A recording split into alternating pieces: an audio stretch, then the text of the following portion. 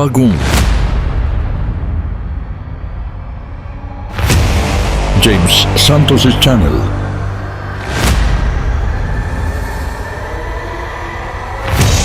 Bagong tema, bagong boses,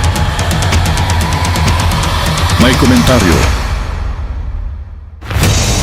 Ang pangangaral ni Brother Eli Soriano.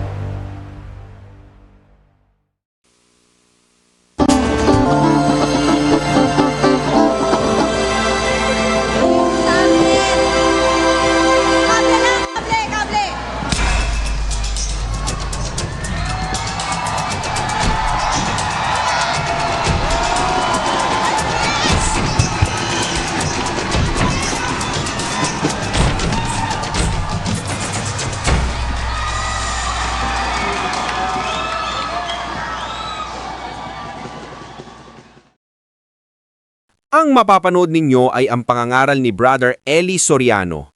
Patutugtugin natin ang buang video nang hindi mawala ang konteksto ng kanyang ipinapangaral. At ginagawa natin ito sa pamamagitan ng fair use. At bibigyan natin ng komento pagkatapos ng video. At ang paksa na mapapanood ninyo ngayon ay ang layunin ng Ang Dating Daan TV program.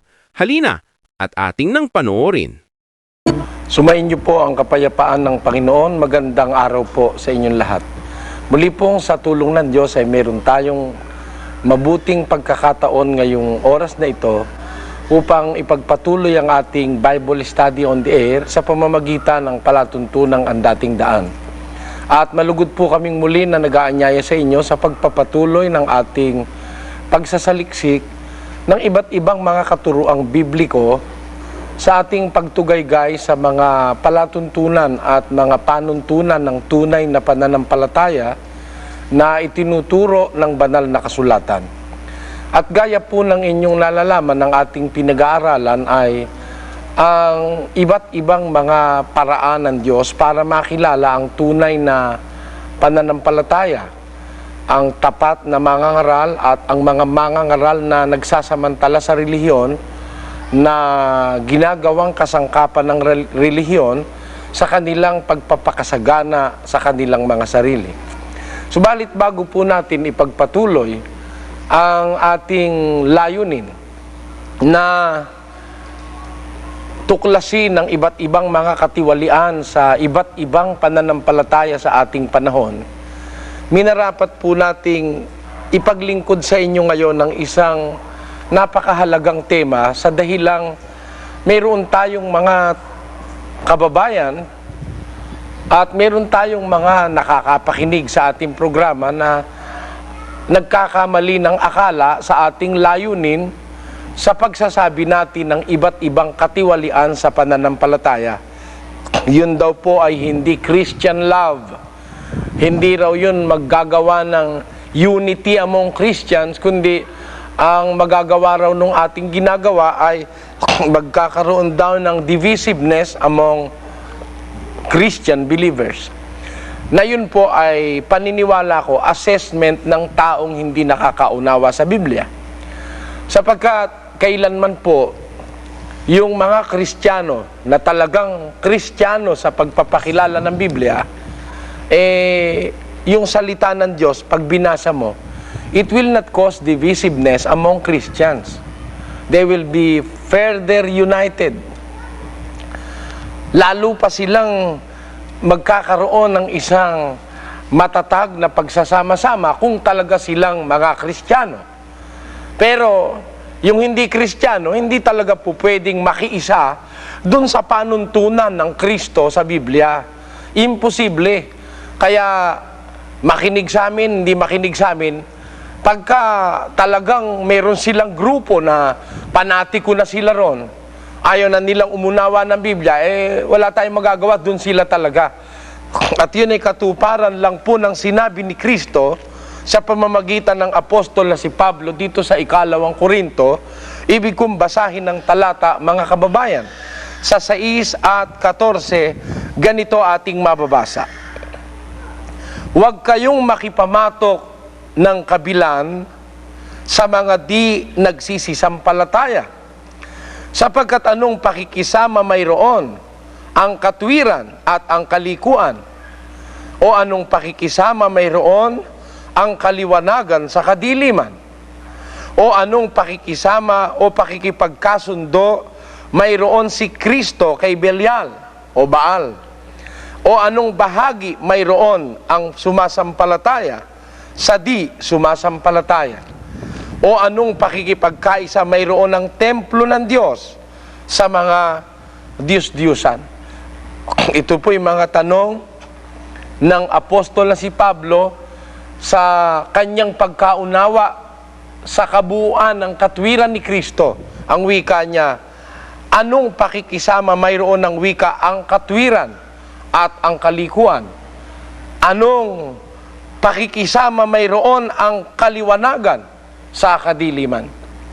Dito ipinakikita ang impossibility ng mag-merge yung liwanag at dilim, yung katwiran at saka yung kalikuan. Kaya ho, hindi masama na kung ikaw ay mangangaral at magsasalita ng salita ng Diyos, ipakilala mo yung katwiran at ipakilala mo rin yung kalikuan. At para ang taong mahilig sa katwiran, yung katwiran ng kanilang matanggap. At yung talagang ayaw sa katwiran, o edi wag tayong makisama doon sa ayaw sa katwiran. Meron din namang utos ang Diyos na ganon, na huwag kang makikisama doon sa taong masasama, doon sa taong aayaw sa katwiran. Kaya hindi natin maiiwasan yung divisiveness, yung mga pagkakahiwa-hiwalay ng grupo at ng mga damdamin, hindi naiiwasan yon. Dahil merong mga tao, mas gusto kong minsan yung mali kaysa sa tama. Mas gusto yung kadiliman kaysa sa liwanag. Pakinggan nyo, sa isang talata ng huwag isisi sa palatuntunang ito, ang pagkakaroon ng pagkakahiwa-hiwalay ng damdamin. At lalong huwag isisi sa Biblia, kung binabasa ng palatuntunang ito ang Biblia, na may nagkakahiwa-hiwalay ng damdamin. Hindi naiiwasan yon, mga kababayan, dahil mayroon pong ganitong ugali ang tao na sinasabi ang ating Panginoon. Pakinggan nyo sa 3 at 19 ng Juan. At ito ang kahatulan, na naparito ang ilaw sa sanglibutan, at inibig pa ng mga tao ang kadiliman kaysa ilaw, sapagkat masasama ang kanilang mga gawa. Sapagkat ang bawat isa na gumagawa ng masama ay napopuot sa ilaw at hindi lumalapit sa ilaw, upang huwag masaway ang kanyang masamang mga gawa. Ano po ang sabi ng Biblia?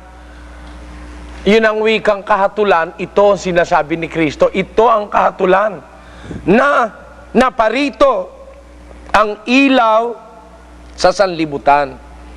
At inibig pa nung ibang mga tao yung kadiliman kaysa ilaw, sapagkat masasama ang kanilang mga gawa. Sapagkat yun ang wikang gumagawa ng masama ay aayaw sa ilaw, napopuot yun sa ilaw, galit yun sa ilaw. Galit yon sa salita ng Diyos. At hindi yun lumalapit sa ilaw dahil baka masaway ang kanilang mga gawa. Yan ang isang pruweba sa inyo, mga kababayan, na hindi pwedeng hindi nga magkakahiwalay ng damdamin. Meron tao ayaw sa ilaw. Meron tao gusto yung ilaw. O meron tao gusto sa dilim. Meron tao gusto sa liwanag. O di magkakahiwalay yun. Yung makadilim napupunta sa dilim. Yung makaliwanag mapupunta sa liwanag. Ayon ang dapat nating makita. Kaya ito po ang aming pananampalataya, na anuman ang gawin natin, talagang merong mga taong aayaw ng katwiran at aayaw ng katotohanan. At yan nga ang dahil kung bakit ang Diyos ay magpaparuse. Na merong tao, ayaw talaga ng katwiran, mas gusto niloloko, mas gusto yung binobola, kaysa dun sa pinagtatapatan. Pakinggan nyo, sa isang talata ng 2 Tesalonica, mayroong tao talagang mas mahilig sa masama, sa mali, kaysa sa tama. Ito po'y nasa 2 at 11 hanggang 12 ng 2 Tesalonica. Ganito po ang sinasabi. At dahil dito'y ipinadadala sa kanila ng Diyos ang paggawa ng kamalian, upang magsipaniwala sila sa kasinungalingan, upang hatulan silang lahat na hindi nagsisampalataya sa katotohanan, kundi nangalugod sa kalikuan. Meron po bang taong ang kaluguran nila yung kalikuan? Ayun, mas gusto nila yung mali, mas gusto nila yung hindi tama. Kaya ang sabi ng Biblia, ipinadadala sa kanila ng Diyos ang paggawa ng kamalian upang sila'y magsipaniwala sa kasinungalingan, upang hatulan silang lahat na hindi nagsisampalataya sa katotohanan, kundi nangalugod sa kalikuan. Meron nung mga ganun tao. At yun ay ating inaasahan na.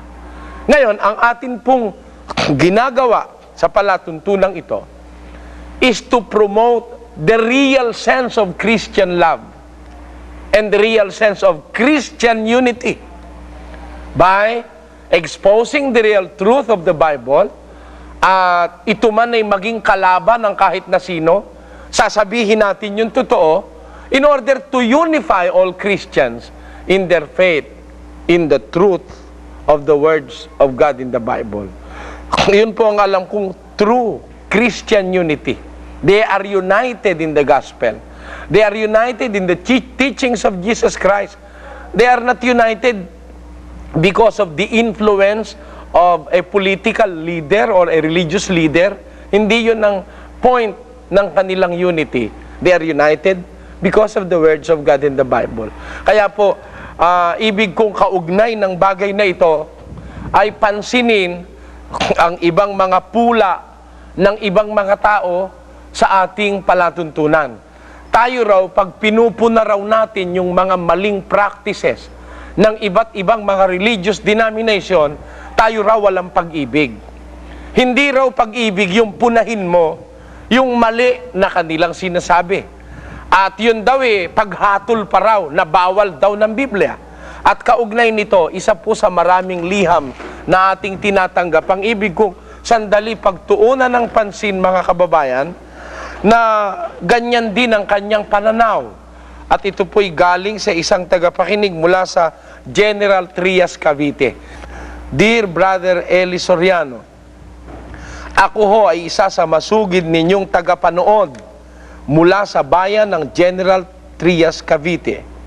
Mayroon lang ho akong nais na ipaliwanag ninyo sa akin, yaong talata na mababasa sa Mateo 7:1 na isinasaad na huwag kayong magsihatol upang huwag kayong hatulan. Hindi ho ba ang prejudgment na ginagawa ninyo sa ibang mananampalataya ay sasalungat sa sinasaad ng talata sa Mateo 7:1? Papaano ninyo bibigyang paliwanag ang bagay na ito? Paki-explain o ipaki-explika lang po mula sa isang kapatid sa General Trias, Cavite. Hindi po niya inilagay ang kanyang pangalan, pero nagpakilala siyang bilang isang kapatid. At ako'y nagagalak na nakikikapatid siya sa ating layunin ng pagsasahimpapawid ng katwiran ng ating Panginoong Hesukristo. Ang wika niya, hindi ba raw prejudgment ang ating ginagawa sa iba't ibang mga lipunan ng pananampalataya? Pag sinasabi nating mali yung kanilang gawain, yun daw ay prejudgment, na yun daw ay labag sa sinasabi ni Kristo, at ang ibinigay niyang talata ay Mateo Kapitulo 7 at versikulo 1, na ibig ko pong ating tunghayan sa oras na ito. Dito po sa Mateo Kapitulo 7 at versikulo 1, mayroong ganitong pangungusap ang ating Panginoon. Pakinggan nyo. Huwag kayong magsihatol upang huwag kayong hatulan. Sapagkat sa hatol na inyong ihahatol, ay hahatulan kayo. At sa panukat na inyong isusukat, ay susukatin kayo. Dito po sila nagbabatay. Merong mga lipunan ng pananampalataya, bawal ika ang humatol. Ayan sabi ni Kristo, huwag kayong magsihatol upang huwag kayong hatulan. Ayun. Pagkabasa nun, hindi na nila kinuhang ang konteksto, hindi nila inisip ang punto, sinara ang Biblia. Ayan, ikaw, bawal humatol. Ayon. Pagpalagay natin sandali, bawal humatol. Ayon sa Mateo 7:1, may babasahin po ako sa isang talata ni Turing ng Ebanghelyo rin. Dito sa isang talata ng Juan, mayroon namang ganitong sinasabi ang Kristo. Si Kristo rin ang may sabi, at ito po'y nasa 7:24 naman ni San Juan. Pakinggan nyo.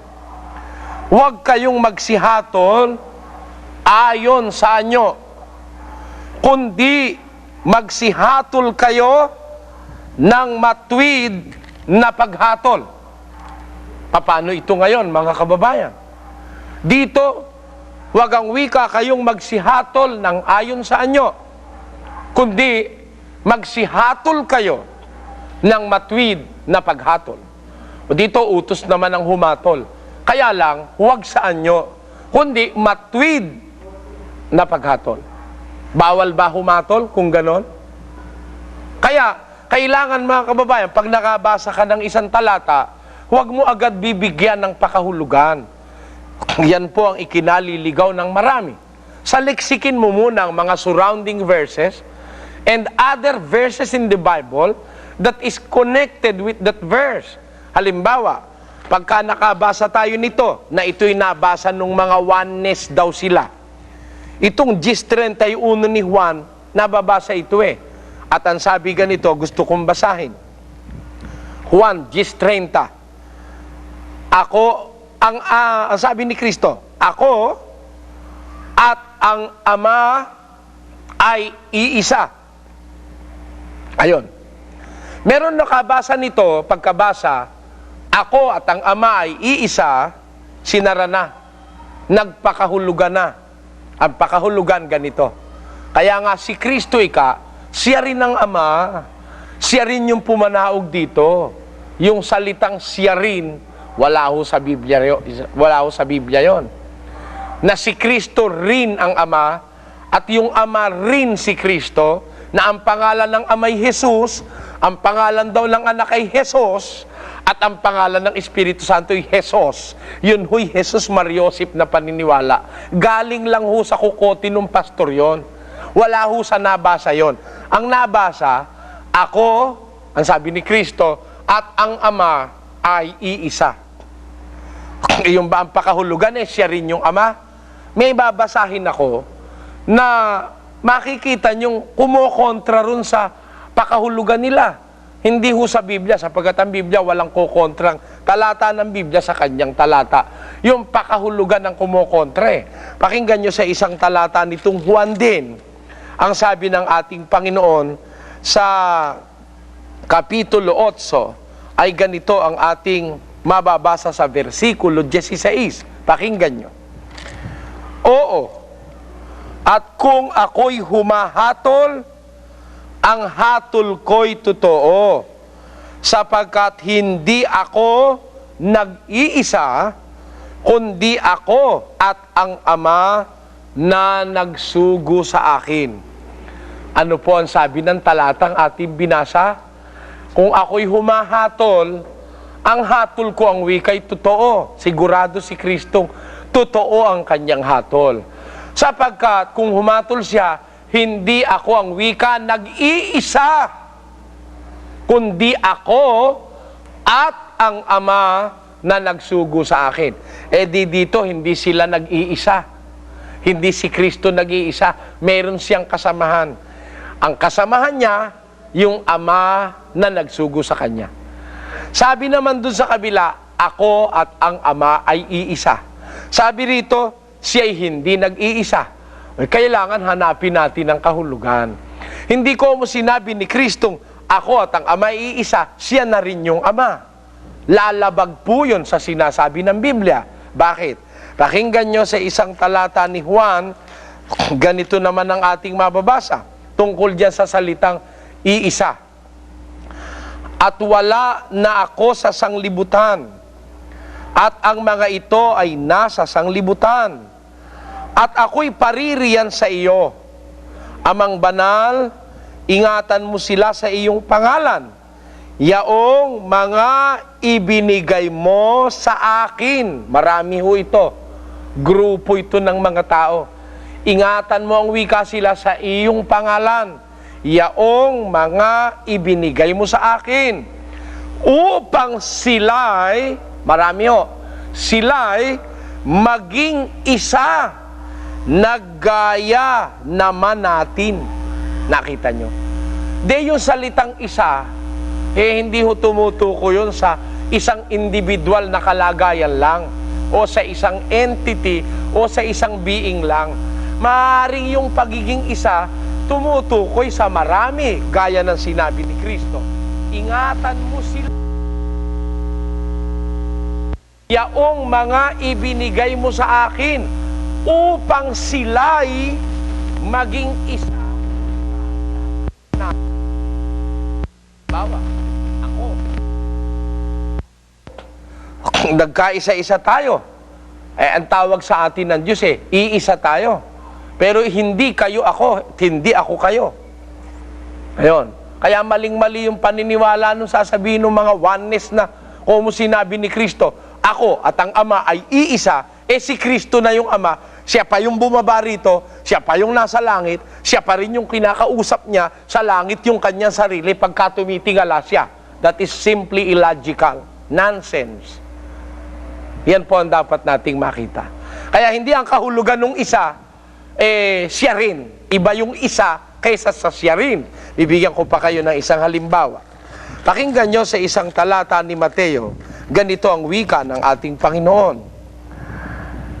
Sinabi niya, ito po'y 19:5 ni Mateo, dahil dito'y iiwan ng lalaki ang kanyang ama at ina at makikisama sa kanyang asawa at ang dalawa ay magiging isang laman. Kaya nga, hindi na sila dalawa, kundi isang laman. Ang pinapagsama nga ng Diyos ay huwag pagpapaghiwalayin ng tao. Nakita nyo ito, mga kababayan? Yung palalalaki at babaeng pinagsama ng Diyos, hindi na isa. Hindi na dalawa, kundi isa. Isang laman. Yung pinagsama ng Diyos, huwag paghiwalayin ng tao. Hindi, isa lang sila.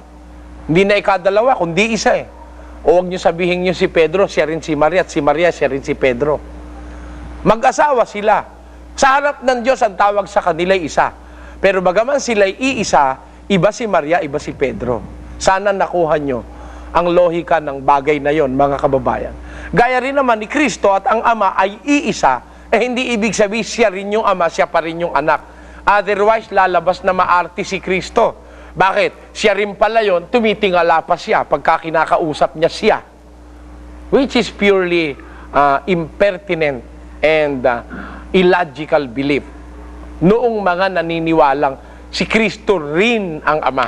Ako po naniniwala sa Biblia, si Kristo at ang Ama ay iisa. Yung lalaki at ang babae ay iisa. Yung mga Kristiyano ay iisa. Pero hindi silang lahat pare-pareho. Yan po ang dapat nating maintindihan. Gaya rin naman nung talatang ating pinagtutuunan ng pansin sa oras na ito. Nabasa natin sa Mateo, sabi nga naman ng ating Panginoon, huwag kayong magsihatol upang huwag kayong hatulan. Yun ang nakasulat sa Mateo 7:1. Doon pumarada na, huminto na yung bumabasa, nagpakahulugan, bawal ay kahumatol. Kaya kasi Soriano, puna ng puna, hatol lang hatol, wala kang pag-ibig yan. Sabihin ng mga matik-matik at saka mga kuno ay born again. Ngayon, sabi doon sa ating nabasa sa kabila, huwag kayong magsihatol ng ayon sa anyo. Kundi, magsihatol kayo ng matwid na paghatol. Sa makatwid doon sa kabila, pinahahatol nga tayo Kaya lang, matwid na paghatol. Dito sinabi, huwag kayong magsihatol. Para bang kumokontra. Pero walang kontra, mga kababayan, kung ating uunawain. Basahin nating muli ang talata at ating alamin ang konteksto ng talata. Pakinggan nyo. Huwag kayong magsihatol upang huwag kayong hatulan. Sapagkat sa hatol na inyong ihahatol, ay hahatulan kayo. At sa panukat na inyong isusukat, ay susukatin kayo. At bakit mo tinitingnan ang puwing na nasa mata ng iyong kapatid? Ngunit hindi mo pinapansin ang tahilan na nasa iyong sariling mata. O papaanong sasabihin mo sa iyong kapatid, pabayaan mong alisin ko ang puwing sa mata mo, at narito ang tahilan sa iyong sariling mata. Ikaw na mapagpaimbabaw, alisin mo muna ang tahilan sa iyong sariling mata. At kung magkagayon, kung maalis na, ay makikita mong malinaw ang pag-aalis mo ng puwing sa mata ng iyong kapatid. Dito po maliwanag, mga kababayan, ng direktiba ni Kristo. Hindi naman pala talagang bawal humatol eh. Kundi ang sabi ni Kristo, huwag kang humatol upang huwag ka rin namang hatulan. Papansinin niyo yung talata, huwag kang humatol, huwag kayong magsihatol upang huwag kayong hatulan. Ayon. Kung ang judgment o ang hatol galing lang sa'yo, bawal yun eh. Ho? Bawal yung humatol kayo, sabi ni Kristo. Pero kung ang judgment galing sa Diyos, yung matuwid na paghatol, masama ba yun? Masama ba? Mag-isip po kayo. Halimbawa, sabi ko, o ikaw, hindi ka maliligtas. Sabi ko lang, hindi ka maliligtas. Ay, natulang kita. Masama yun. Pero, halimbawa, sabi ko, ikaw hindi ka maliligtas dahil hindi ka sumusunod sa utos ng Diyos. Sabi ng Diyos, huwag kang mangangalunya. Eh, ikaw, pastor ka pa naman, nangangalunya ka. O, yung ba paghatol ko, tama o hindi? Kasi, sabi talaga ng Diyos huwag kang mangangalunya. Eh, kung nangangalunya ka, hindi ka maliligtas. Hatol ko ba yon? Hindi ko hatol yon. Hatol ng Diyos yon. Binabasa ko lang sa Biblia. Naintindihan niyo, mga kababayan? Pero kung halimbawa, wala naman akong basis sa salita ng Diyos. Sinabi ko na lang, basta hindi ka maliligtas. Yun ang paghatol na bawal ni Kristo. Hindi matuwid na paghatol yon. Pero ang sabi ni Kristo, humatol kayo ng matuwid na paghatol. Kaya hindi masamang humatol. Eh, alin ang masamang paghatol? Yung hatol mong pansarili, na walang base, hindi matuwid na paghatol. Baseless.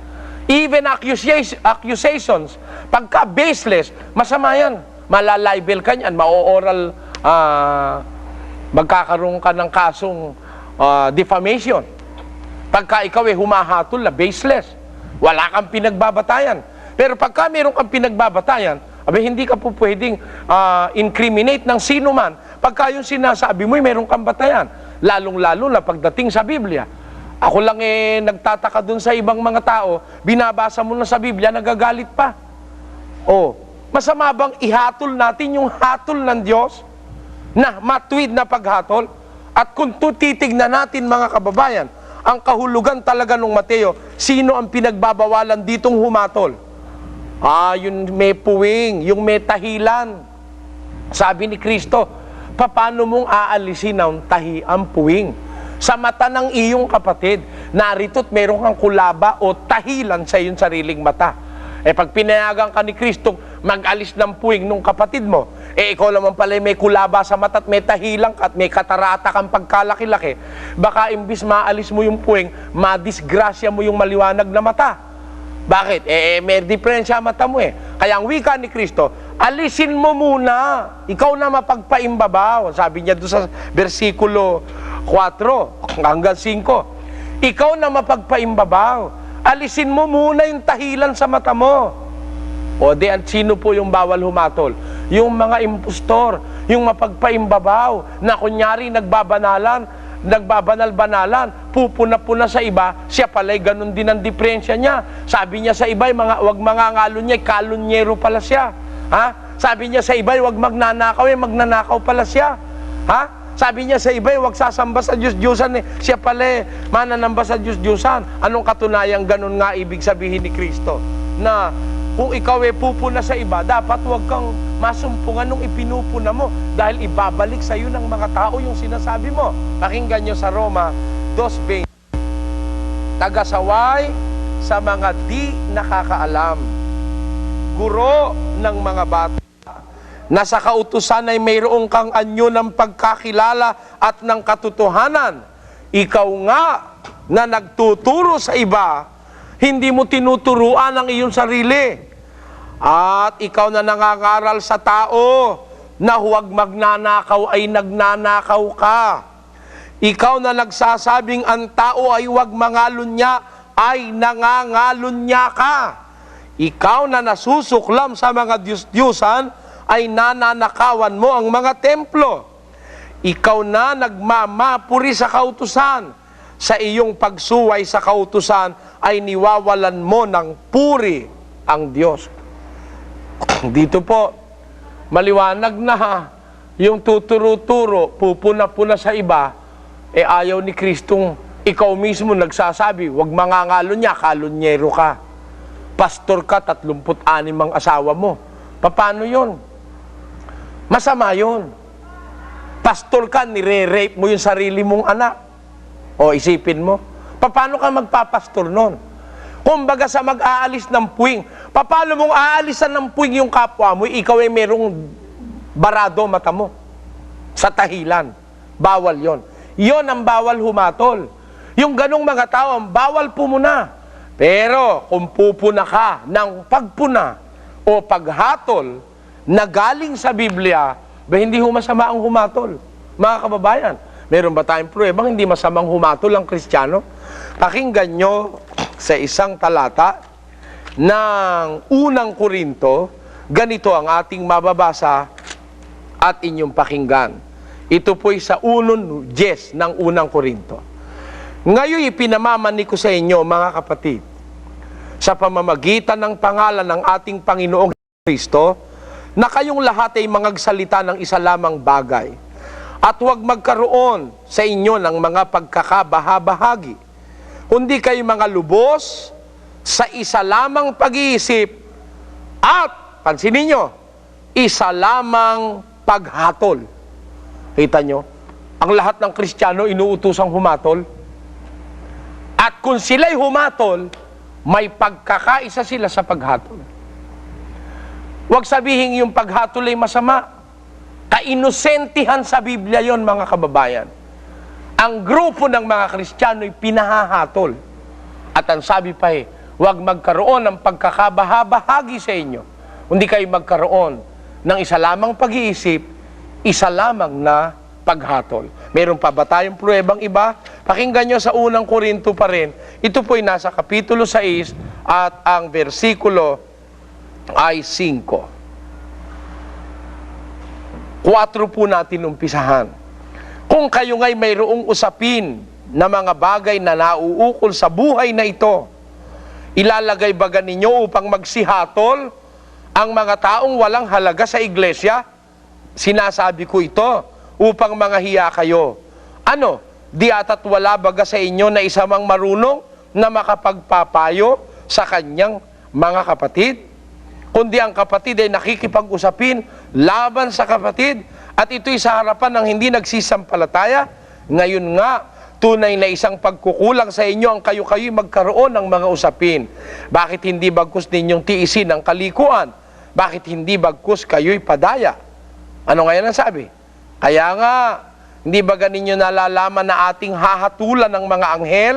Gaano pa kaya ang mga bagay na nauukol sa buhay na ito? Tuloy. Sa 2. O hindi ba ganinyo nalalaman ang mga banal ay magsisihatol sa sanglibutan? At kung ang sanlibutan ay hahatulan ninyo, hindi kaya baga dapat magsihatol kayo sa mga bagay na pinakamaliit? Oh. Di baga kayo dapat magsihatol, ang wika ni Pablo, sa mga bagay na pinakamaliit? Kaya ang Kristiyano may tungkuling humatol. Ano yung paghatol? Yung judgment. Pagdetermine kung mali o tama ang isang bagay. To discern whether a thing is right or wrong. And that is judging that thing, whether it is right or wrong. And that is judgment. And that is not prohibited by Christ among Christians. In fact, one of the primary functions of a Christian is to know how to judge well, how to judge fairly, how to judge in accordance with the Word of God in the Bible.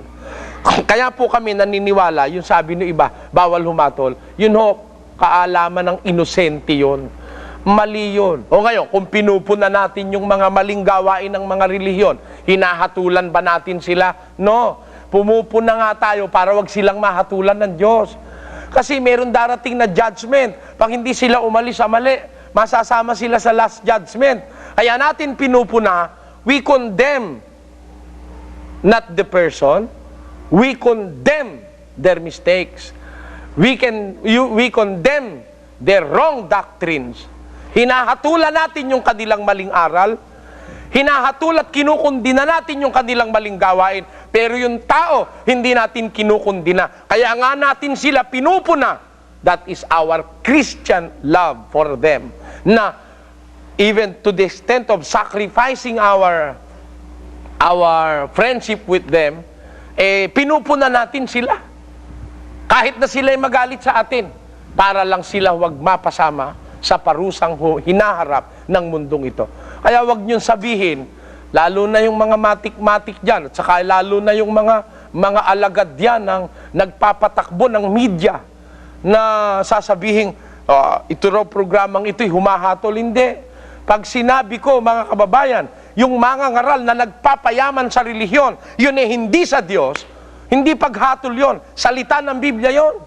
O, pakinggan nyo. Hindi ba totoong hindi naman sa Diyos ito?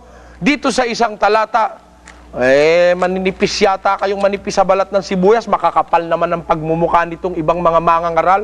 Eto, di ba totoo? Pag ang mangangaral ginagamit ang relihiyon na kasangkapan sa pagpapayaman, yung mangangaral na sa demonyo, o pakinggan nyo, sa isang talata. Pag hindi totoo ito, wag nyo na kaming pag-broadcastin. Pero pag totoo ito, pag-broadcastin nyo kami. Bakit? Panggigipit kay Kristo at sa kanyang aral ang ginagawa ng iba na ayaw mababasa ito dahil tinatamaan yung kawalanghiyaan nila. Pakinggan nyo. Pagtataltalan ng mga taong masasama ang pag-iisip at salat sa katotohanan na nagsisipag-akala na ang kabanalan ay paraan ng pakinabang. Meron ho bang mga ganong tao? Na ang akala sa kabanalan o paglilingkod sa Diyos ay paraan ng pakinabang. Paraan para yumaman. Paraan para makaraos ang kanilang tiyan. Meron bang ganon? Basa, pakinggan nyo. O, ba't kayo masasaktan? Kung hindi ganito, pastor nyo, ba't hindi nyo ipapasa ito sa review? Pasan nyo ito. Kung hindi ganito, pastor nyo. O, di ba? O, ito yung ibang pastor. Pakinggan nyo. Sapagkat ang mga gayon ay hindi nagsisipaglingkod sa Kristong Panginoon, kundi sa kanilang sariling tiyan. Nakita nyo? O baka kayo dyan yung tiyan nyo rin ang pinaglilingkuran nyo.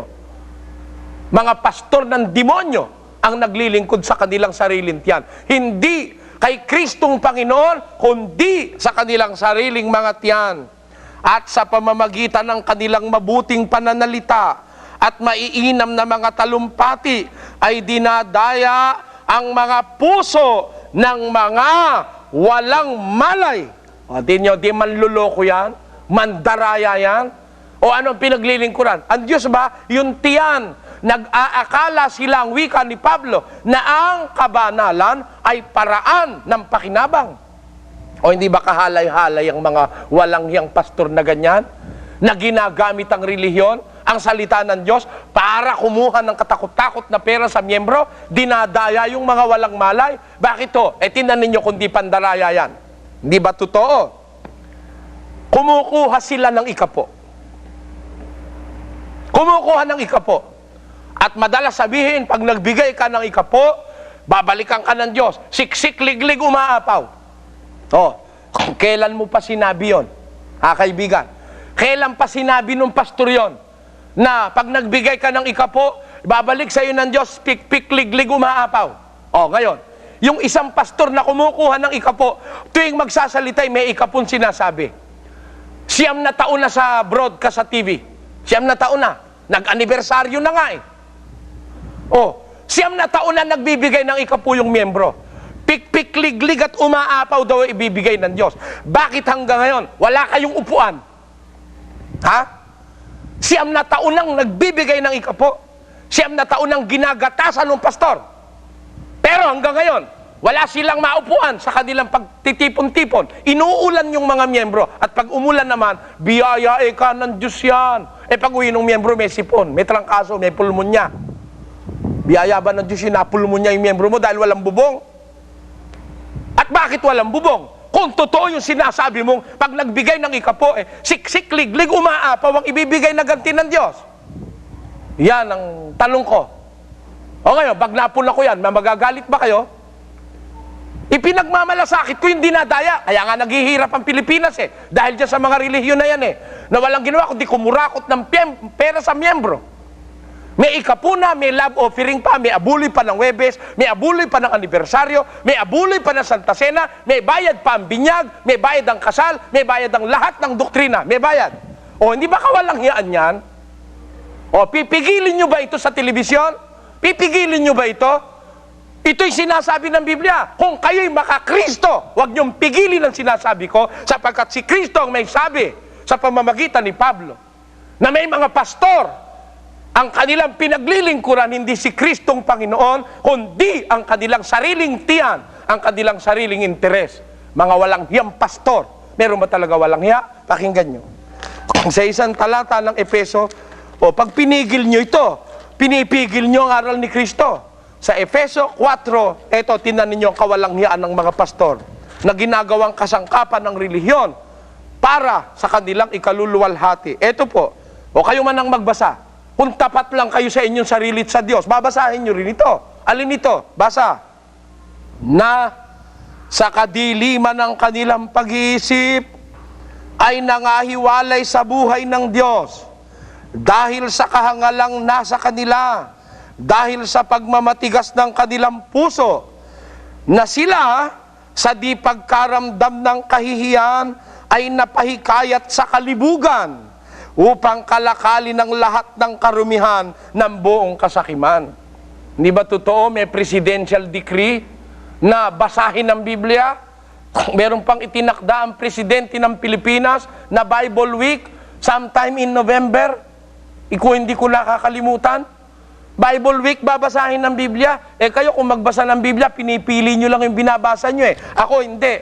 Lahat binabasa ko sa Biblia. Kahit sino pa ang tamaan, sabi sa Biblia, sila sa di pagkaramdam ng kahihiyan, na pahikayat sa kalibugan, upang kalakalin ang lahat ng kasakiman, ng buong karumihan, ng buong kasakiman. Mangangalaka lang yung mga yan. Ginagawang negosyo. Alam niyo ang negosyo? Salita ng Diyos, relihiyon. Ang miyembro nininegosyo. Kinakasangkapan yung miyembro para kumita ng pera. Di ba? Di ba totoo, mga kababayan? Yung miyembro pinakakalat sa daan, pinangungulekta ng mga pera ron sa mga palengke. Kahit sino tinatapatan ng kanilang supot. Sasabihin, sa Panginoon daw, saan kay kanilang sila gumagamit. Pakinggan, isipin nyo. Kung di ba yan pandaraya sa kapwa, pakinggan nyo. Eto nakasulat yan, ginagamit na kasangkapan ng pastor, yung miyembro niya, para siya yumaman at magpakarami ng pera. Eto, at sa kasakiman, sa mga pakunwaring salita, ay ipangangalakal kayo. Nakita nyo, mga kababayan? Sino ipangangalakal? Bukod sa salita ng Diyos, pati miyembro ipinangangalakal din. Sa kasakiman, sa pakunwaring salita, ipangangalakal kayo. Ikaw mismong miyembro ipangangalakal.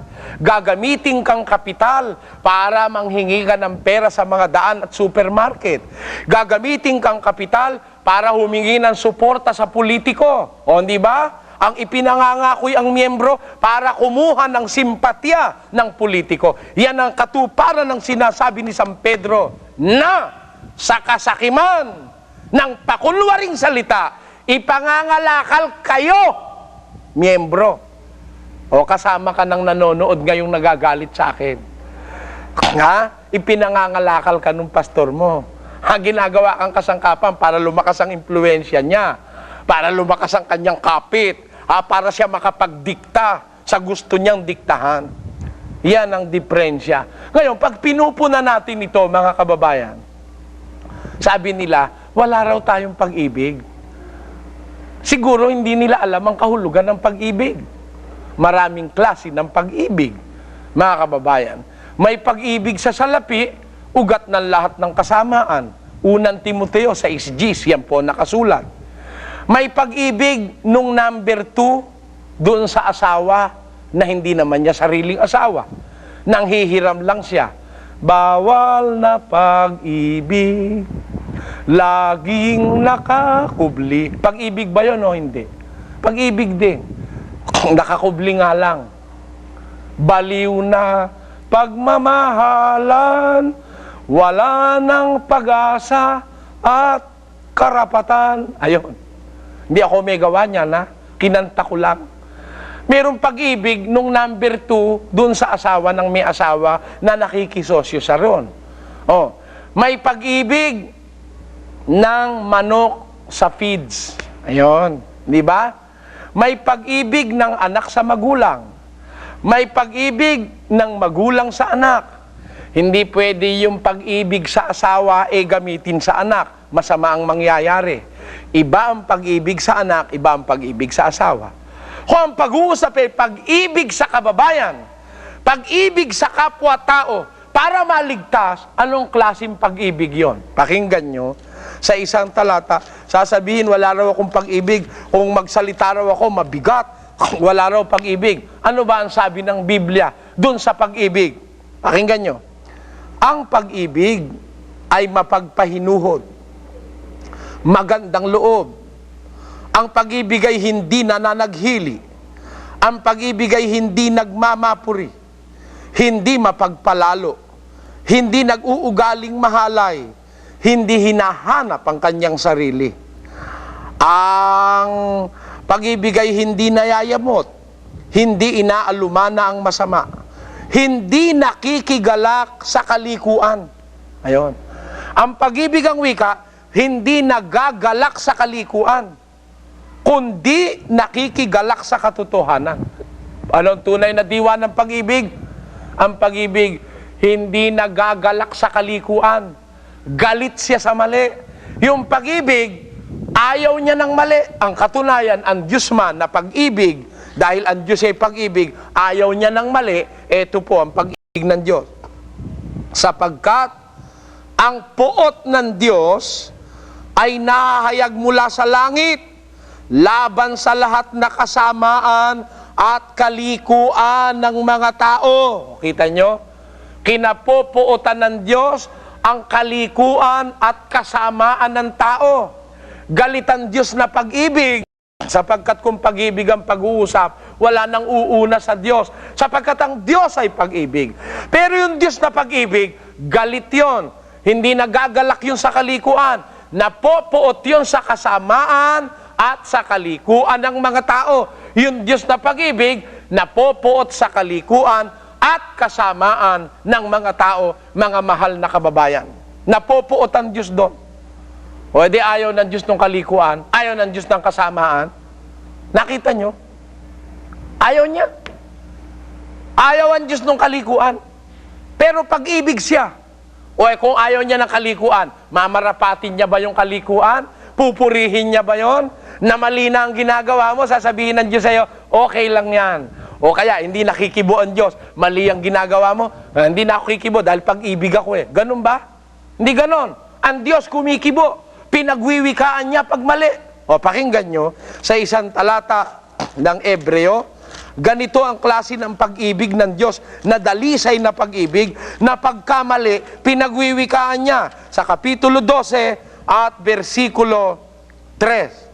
Sapagkat dili-dilihin ninyo yaong nagtiis ng gayong pagsalangsang ng mga makasalanan laban sa kanyang sarili, upang kayo huwag magsihina na manglupaypay sa inyong mga kaluluwa. Hindi pa ba kayo nakikipaglaban? Hindi pa kayo nakikipaglaban hanggang sa mabubo ang dugo, na nakikipag-away laban sa kasalanan? at inyong nilimot ang iniaral na ipinakikipagtalo sa inyong tulad sa mga anak. Anak ko, huwag mong waling bahala ang parusa ng Panginoon o manglupaypay man kung ikaw ay pinagwiwikaan niya, sapagkat pinarurusahan ng Panginoon ang kanyang iniibig at hinahampas ang bawat tinatanggap na anak. Ano po ang sabi ni San Pablo? Huwag mo ang wikang waling bahala ang parusa ng Panginoon o manglupaypay man kung ikaw ay pinagwiwikaan niya. Kita mo, pinagsasabihan ng Diyos yung kanyang iniibig. Sapagkat ang wika ni Pablo, pinarurusahan ng Diyos ng Panginoon ang kanyang iniibig at hinahampas ang bawat tinatanggap niyang anak. Kaya po kami, ang nararamdaman ko sa kapwa ko tao, pag-ibig na banal na galing sa Diyos, yung hindi ako nakikipagkaibigan, na para lang wag kang magalit sa akin, magkaibigan tayo, kahit mali na yung ginagawa mo, hindi pa ako kikibo. Napopuot ang Diyos sa kasamaan at kalikuan ng tao. Hindi ang Diyos napopuot sa tao. Napopuot siya sa kasamaan at kalikuan ng tao. Hindi yung tao ang kinapopuotan niya. Ano ibig ko sabihin? Kung sabihin ko ba, yang mga mangangaral na nagpapabayad sa kasal, mga hindi sa Diyos yan, galit ba ako dun sa mga tao? No. Naaawa nga ako dun sa magpapakasali, pagbabayarin pa. Mahal ko nga yung tao na yon na inililigaw na yung nagbabayad pa. Mahal ko rin yung mangangaral na baka sakaling matauhan, tutal marami na rin lang silang pira, wag na silang magpabayad sa kasal at saka sa binyag. Di ba?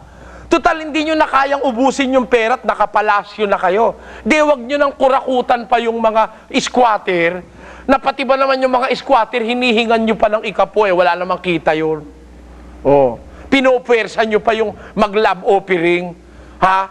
Dapat yung mga squatter na may sakit, siya pa nga ang bigyan ng pastor. Aba, itong mga pastor na ito, napakatataka, walang kabusugan. Bakit? Karai-rain na niyang pera, nakapalasyo na siya, meron na siya sariling eroplano, ha? Meron na siya sariling vapor. Baka hindi lang vapor, baka barko pa. Ha? Meron na siyang lahat ng bagay at hindi niya na kayang ubusin, pati nung kanyang kaapu-apuhan. Pati ba naman ito squatter na imbis tulungan, sila pa rin ang nag-aabuloy? O, yan ang dapat nating maintindihan, mga kababayan.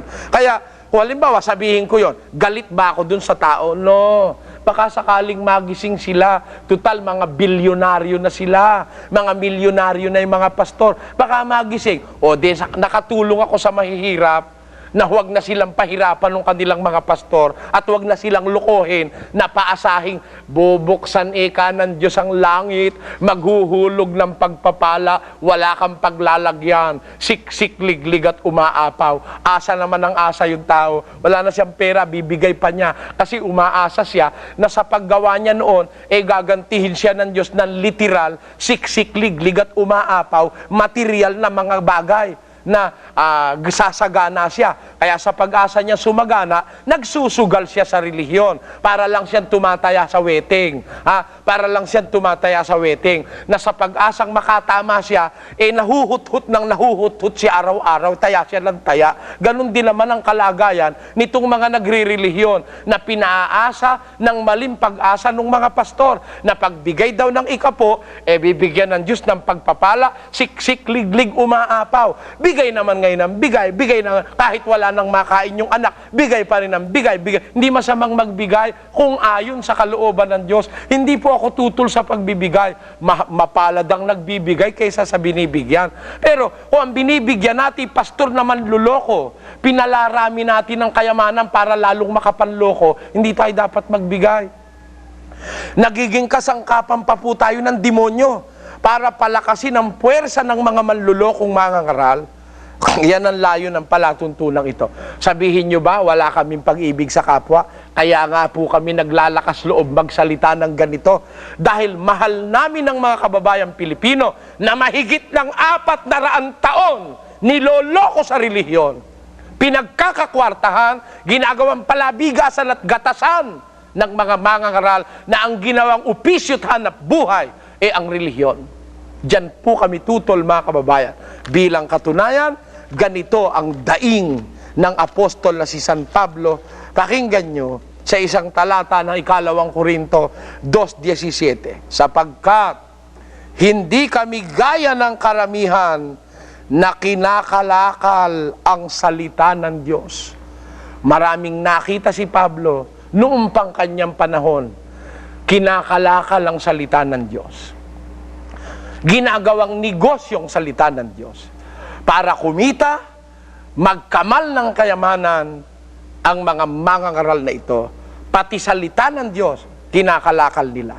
O ngayon, kung nung panahon ni Pablo, marami ang nakita niya na nangangalakal ng salita ng Diyos. Sabi niya, hindi kami gaya ng karamihan, kinakalakal nila ang salita ng Diyos. Ngayon, mas marami po akong nakikita ngayon na mangangalakal ng salita ng Diyos. Hindi lang ang salita ng Diyos ang kinakalakal, pati yung kanilang miyembro. Sabi ni San Pedro, sa kasakiman, sa pakunwaring salita, ipangangalakal kayo.